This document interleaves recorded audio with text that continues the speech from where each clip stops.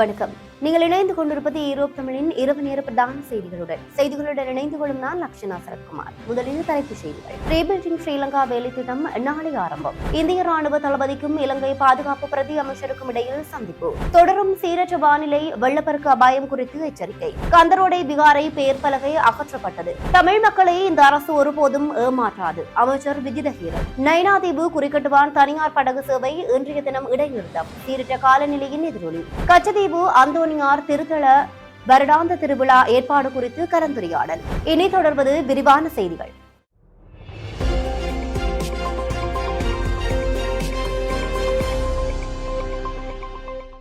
பிரதான அனுசரணை வழங்குவோர் Nandees restaurant and catering services.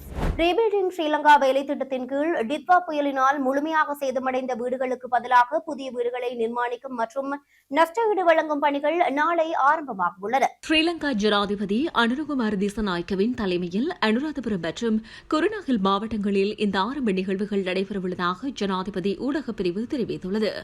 அதன்படி அனுராதபுரம் மாவட்டத்தில் கல்நேவ, ஹந்துங்கம, ராஜாங்கனை, ஸ்ரீமாபுரம் மற்றும் குருநாகல் மாவட்டத்தில் நிகரவிட்டிய, விதிக்குளிய சந்தி மற்றும் ரிதிகம, தொடம்ஹஸ்லந்த ஆகிய பிரதேசங்களில் இந்த ஆரம்ப நிகழ்வுகள் இடம்பெறவுள்ளன. டித்வா புயல் அனர்த்தத்தினால் பாதிக்கப்பட்ட மக்களுக்கு நிவாரணம் வழங்கும் அரசாங்கத்தின் கொள்கை திட்டத்தின் கீழ் இந்த வேலை திட்டங்கள் முன்னெடுக்கப்படுகின்றமை குறிப்பிடத்தக்கது. இந்திய ராணுவ தளபதி ஜெனரல் உபேந்திர துவிவேதி மற்றும் இலங்கையின் பாதுகாப்பு பிரதி அமைச்சர் ஓய்வு பெற்ற மேஜர் ஜெனரல் அருண ஜெயசேகர் ஆகியோருக்கும் இடையிலான சந்திப்பு நேற்று கொழும்பில் உள்ள பாதுகாப்பு பிரதி அமைச்சர் அலுவலகத்தில் இடம்பெற்றுள்ளது. இதற்கமைய உத்தியோகபூர்வ விஜயம் ஒன்றை மேற்கொண்டு இந்திய ராணுவ தளபதி தலைமையிலான தூதுக்குழுவினர் கடந்த 6ஆம் தேதி நாட்டை வந்தடைந்திருந்தனர். பாதுகாப்பு பிரதி அமைச்சர் அலுவலகத்திற்கு வருகை தந்து இந்திய ராணுவ தளபதியை பிரதி அமைச்சர் அருண ஜெயசேகர வரவேற்றுள்ளார். இதனைத் தொடர்ந்து இரு தரப்பினருக்கும் இடையில் சுமூகமான கலந்துரையாடல் ஒன்று இடம்பெற்றது.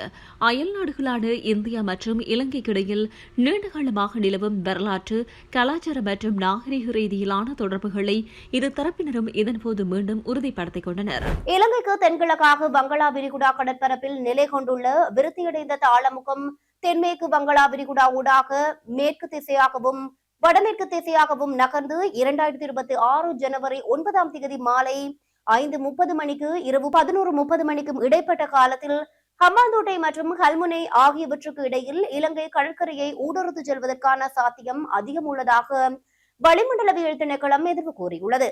இந்த நிலையில் இன்றைய தினம் பிற்பகல் 2 மணியளவில் பொத்துவிலுக்கு தென்கிழக்காக 250 கிலோமீட்டர் தொலைவில் இந்த தொகுதி நிலை கொண்டுள்ளதாக திணைக்களம் தெரிவித்துள்ளது. அதன்படி கடற்றொழில் மற்றும் கடல்சார் நடவடிக்கைகளில் ஈடுபடும் சமூகத்தினர் இன்று முதல் மறுஅறிவித்தல் வரும் வரை நாட்டை சூழவுள்ள ஆழமான மற்றும் ஆழமற்ற கடற்பரப்புகளில் கடல் தொழில் மற்றும் கடல்சார் நடவடிக்கைகளில் ஈடுபடுவதை தவிர்க்குமாறு அறிவுறுத்தப்பட்டுள்ளது. அதேபோல் வளிமண்டலவியல் திணைக்களத்தினால் இது தொடர்பில் வெளியிடப்படும் எதிர்கால முன்னறிவிப்புகள் குறித்து அவதானமாக இருக்குமாறு கேட்டுக் கொள்ளப்படுகின்றார்கள். மன்னார் முதல் காங்கேசன்துறை, திருகோணமலை, பொத்துவில் மற்றும் ஹம்பாந்தோட்டை ஊடாக காலி வரையான கரையோரத்திற்கு அப்பால் உள்ள கடற்பரப்புகளில் அவ்வப்போது மழை அல்லது இடியுடன் கூடிய மழை பெய்யக்கூடும். நாட்டைச் சூழவுள்ள ஏனைய கடற்பரப்புகளில் மாலை அல்லது இரவு வேளையில் ஆங்காங்கே மழை அல்லது இடியுடன் கூடிய மழை பெய்யக்கூடும். காற்று வடகிழக்கு திசையிலிருந்து வீசும். காற்றின் வேகம் மணிக்கு 35 தொடக்கம் 45 கிலோமீட்டர் அளவில் காணப்படும். நாட்டைச் சூழவுள்ள கடற்பரப்புகளில் காற்றின் வேகமானது அவ்வப்போது மணிக்கு 60 தொடக்கம் 70 கிலோமீட்டர் வரை அதிகரிக்கக்கூடும். நாட்டைச் சூழவுள்ள கடற்பரப்புகள் அவ்வப்போது கொந்தளிப்பாகவும் மிகவும் கொந்தளிப்பாகவும் காணப்படும். வலிகாமம் தெற்கு பிரதேச சபையில் நிறைவேற்றப்பட்ட தீர்மானத்துக்கு அமைவாக கந்தரோடை விகாரை என பொறிக்கப்பட்டிருந்த பெயர் பலகை இன்று அகற்றப்பட்டுள்ளது. குறித்த இடத்தை கந்தரோடை தொல்லியல் ஆய்வு மையம் என்று அடையாளப்படுத்துவதே மிகவும் பொருத்தமானது என சபையில் எடுக்கப்பட்ட முடிவுக்கு அமையவே இந்த நடவடிக்கை முன்னெடுக்கப்பட்டுள்ளது. அகற்றப்பட்டு பெயர் பலகை காணப்பட்ட அதே இடத்தில் ஒல்லாந்தர் காலத்தில் அமைக்கப்பட்ட சந்தை கட்டிட தொகுதியின் வரலாற்று சிறப்பம்சங்களை விவரிக்கும் வகையிலான புதிய கல்வெட்டு பெயர் பலகையொன்று மும்மொழிகளிலும் காட்சிப்படுத்தப்பட்டுள்ளது.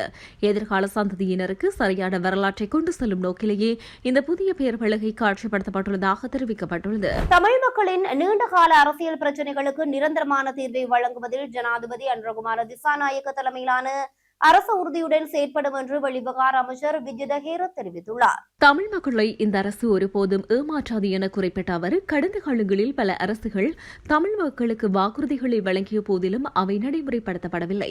அந்த தவறுகளை மீண்டும் செய்யாமல் உண்மையான மற்றும் நீடித்த அரசியல் தீர்வை வழங்குவதற்காக தற்போதைய அரசு பொறுப்புடன் செயற்படும். தமிழ் மக்களின் அரசியல் உரிமைகள், சமத்துவம், பாதுகாப்பு மற்றும் அதிகார பகிர்வு போன்ற அடிப்படை விடயங்கள் தொடர்பில் விரிவான கலந்துரையாடல்கள் மேற்கொள்ளப்படும்.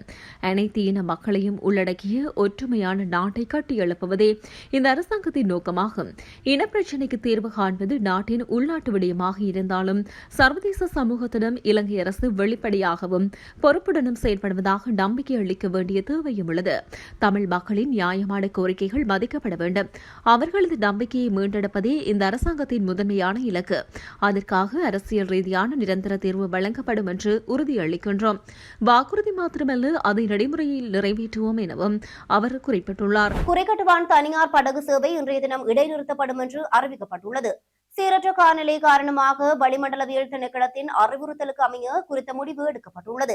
இந்த அறிவித்தலை ஏற்றுக்கொண்டு பயணிகளை செயற்படுமாறு நைனாதீவு தனியார் படகு உரிமையாளர் சங்கத்தினர் அறிவித்துள்ளனர். இதேவேளை கடல் மற்றும் மீனவ சமூகத்தினர் இன்று முதல் மறு அறிவித்தல் வரும் வரை தீவின் சுற்றியுள்ள ஆழ்கடல் ஒதுங்கிய கடற்பரப்புகளுக்கு செல்ல வேண்டாம் எனவும் வளிமண்டலவியல் திணைக்களம் மற்றும் அனர்த்த முகாமைத்துவ பிரிவு எச்சரிக்கை விடுத்துள்ளது. இதனால் பெரும்பாலும் தீவக படகு போக்குவரத்து சேவைகள் பாதிக்கப்படும் எனவும் எதிர்பார்க்கப்படுகிறது. கச்சதீவு புனித அந்தோணியார் ஆலய வருடாந்த திருவிழா தொடர்பான முன்னாயத்த கலந்துரையாடல் ஒன்று யாழ்ப்பாண மாவட்ட அரசாங்க அதிபர் மருதலிங்கம் பிரதீபன் தலைமையில் இன்று இடம்பெற்றுள்ளது.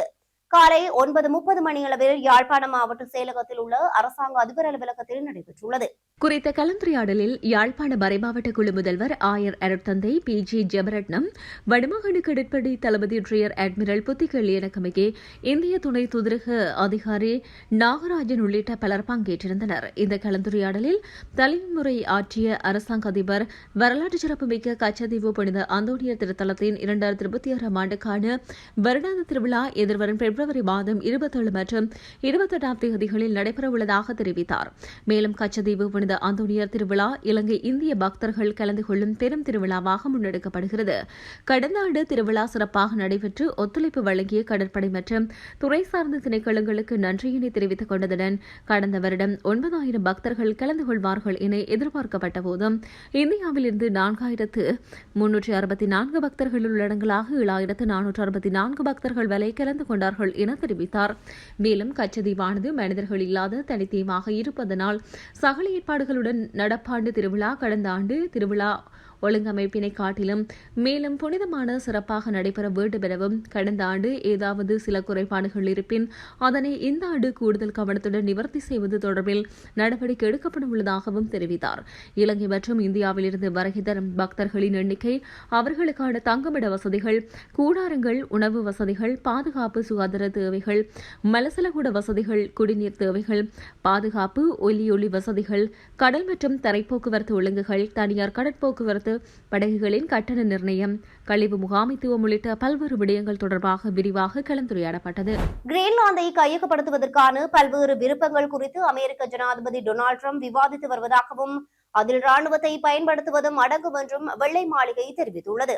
இதற்கமைய முன்னதாக கிரீன்லாந்து தீவை அமெரிக்காவுடன் இணைக்கும் விவகாரத்தில் அதன் நேட்டோ நட்பு நாடான டென்மார்க் மீது ராணுவ நடவடிக்கை எடுக்க முயன்றால் அது 80 ஆண்டுகால சர்வதேச பாதுகாப்பு கட்டமைப்பின் முடிவாக அமையும் என டென்மார்க் பிரதமர் மெட்டோ பிரடெக்ஷன் எச்சரித்துள்ளார். வெனிசுவேலாவில் நடத்தப்பட்ட ராணுவ நடவடிக்கையை தொடர்ந்து ஆர்க்டிக் பகுதியில் அமைந்துள்ள கனிம வளம் மிக கிரீன்லாந்து தீவை அமெரிக்காவுடன் இணைக்க ஜனாதிபதி டொனால்டு டிரம்ப் தீவிரம் காட்டி வருகின்றார். இந்த நிலையில் அமெரிக்காவின் இந்த மிரட்டலுக்கு எதிராக பிரித்தானியா, பிரான்ஸ், ஜெர்மனி, இத்தாலி, போலந்து மற்றும் ஸ்பெயின் ஆகிய நாடுகளின் தலைவர்கள் டென்மார்க்குடன் இணைந்து கூட்டறிக்கை ஒன்றை வெளியிட்டனர். அதில் கிரீன்லாந்து அதன் மக்களுக்கே சொந்தமானது. கிரீன்லாந்தின் எதிர்காலத்தை டென்மார்க்கும் கிரீன்லாந்து மாத்திரமே தீர்மானிக்க முடியும். ஐக்கிய நாடுகள் சபையின் சாசனத்தின்படி ஒரு நாட்டின் எல்லைகளையும் இறையாண்மையையும் வலுக்கட்டாயமாக மாற்ற முடியாது என இந்த அறிக்கையில் வலியுறுத்தியுள்ளது. இந்த நிலையில் அமெரிக்கா தனது நட்பு நாடான டென்மார்க் மீது ராணுவ தாக்குதலை நடத்தினால் நேட்டோ கூட்டமைப்பு அங்கேயே முடிவுக்கு வரும் என டென்மார்க் டென்மார்க் பிரதமர்